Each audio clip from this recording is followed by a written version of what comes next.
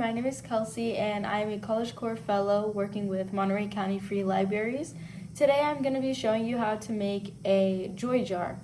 So to start off, you're going to need a jar for sure. You can use like a container or a smaller jar than this one. And then you can use whatever you want to decorate the jar. So I just have like a little bit of yarn and then sticky notes, or you can use cut up pieces of paper or anything like that just to write on. And then I also have these 2 pens and a marker just to decorate the jar.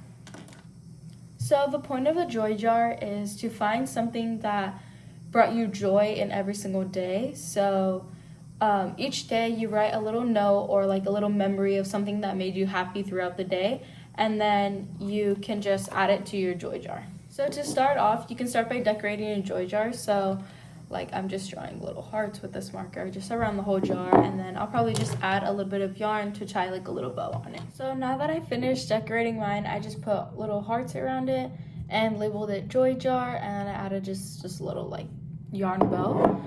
You can also paint yours or add like little ribbon, paint the top, or whatever you want to do. You can design it however you want.